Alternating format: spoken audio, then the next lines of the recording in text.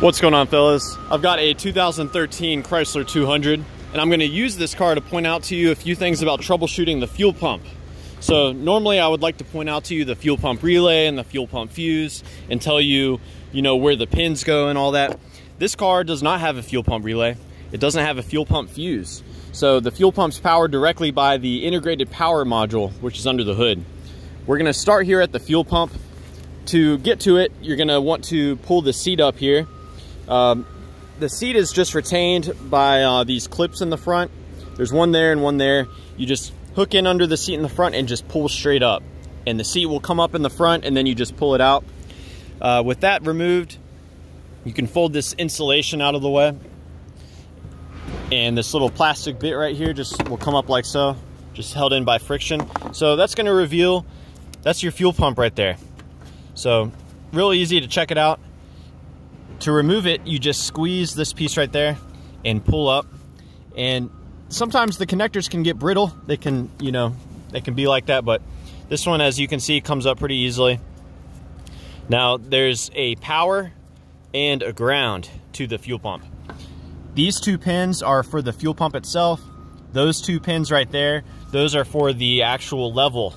So we're not concerned with that at the moment.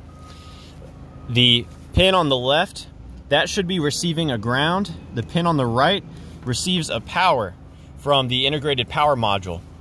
So you can see there's that blue-orange wire right there. The blue-orange wire receives power from that module whenever the car wants the fuel pump to be on. So you should measure 12 volts between those two pins when you're attempting to start the car. And yeah, that's all there is to it, really. So if you're not seeing power there, you need to check the power module. If you are seeing power there, but you're not getting any fuel pressure, or you don't hear that fuel pump running, then you can go ahead and condemn the pump. But let's head under the hood and I'll show you where that wire comes out at. So here's your integrated power module. All the fuses are here. Unfortunately, none of those are for the fuel pump. But what we're gonna do, we're gonna pull this up. You do that by pushing on each of these tabs and then you lift up. You can see those tabs, they lock in on those metal pieces there.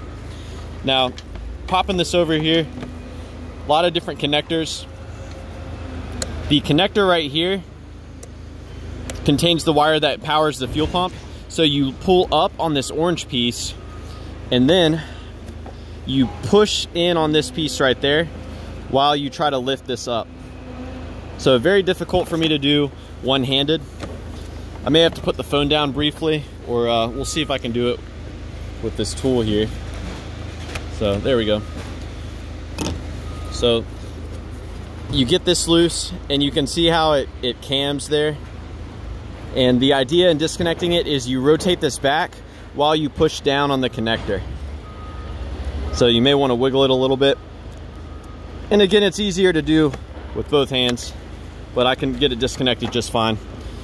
Now, looking at this connector, we're gonna flip it over. You see that blue-orange wire right there? It goes to pin number 11.